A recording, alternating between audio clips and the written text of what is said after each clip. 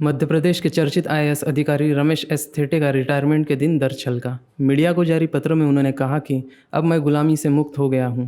IAS होने के बावजूद मुझे कलेक्टर नहीं बनने दिया, प्रमुख सचिव पद पर पदोन्नति नहीं दी।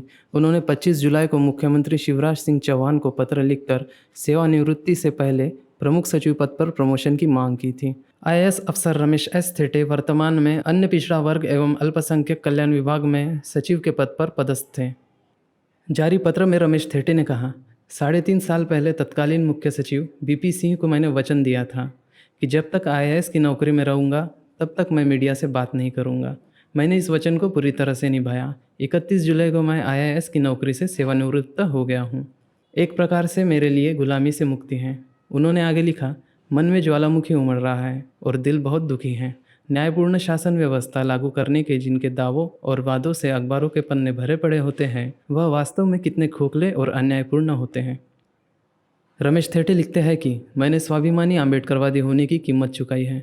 डंके की चोट पर अपने ऑफिस की टेबल पर बाबा साहब की बड़ी फ़ोटो रखकर आईएएस की नौकरी की और समाज के दबे कुचले लोगों के पक्ष में निर्भयता से फैसले किए। जातिवादियों ने संगठित गिरोह बनाकर मुझे घेरा और मेरा शिकार किया। डायरेक्ट आईएएस होने के बावजूद मुझे कलेक्टर नहीं बनने दिया। प्रमुख सचिव के पद पर पदोन्नति के लिए उपयुक्त पाए जाने के बावजूद निर्णय लिफाफे में रखकर मुझे न्याय से वंचित रखा गया। 309 सफाई कर्मचारियों को नियमित किया तो उनको मिर्ची लग गई।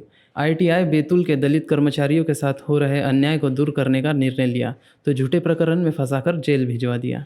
नौकरी से बर्खास्त करवा दिया। उज्जैन अपर आयुक्त रहते हुए दबे कुचले किसानों की अन्यायपूर्ण तरीके से दी गई भूमि को मुक्त कराया तो जातिवादी लोकायुक्त नावलेकर ने मुझ पर 25 केस ठोक दिए। लोकायुक्त द्वारा मेरे जबलपुर के शासकीय निवास पर मारे छापे में मात्र 50 की नोट मिली, जिसे जब्त करने में भी उनको शर्म आई। लेकिन इसके बावजूद 41 लाख रुपए अनुपातहीन संपत्ति तथा बैंक लोन के 8 प्रकरणों में बिना अभियोजन स्वीकृति के न्यायालय में चालान पेश किए गए। इन सारे केसेस में मुझे न्यायालय ने दोषमुक्त कर दिया तो अपेक्स बैंक कर्ज चुकाने के बावजूद मेरी पत्नी पर केस ठोक दिया और मुझे सह आरोपी बनाकर पदोन्नति न मिले यह सुनिश्चित किया गया। उन्होंने लिखा, अब मैं गुलामी से मुक्त हो गया हूँ। बाबा साहब का संविधान मेरे हाथ में है।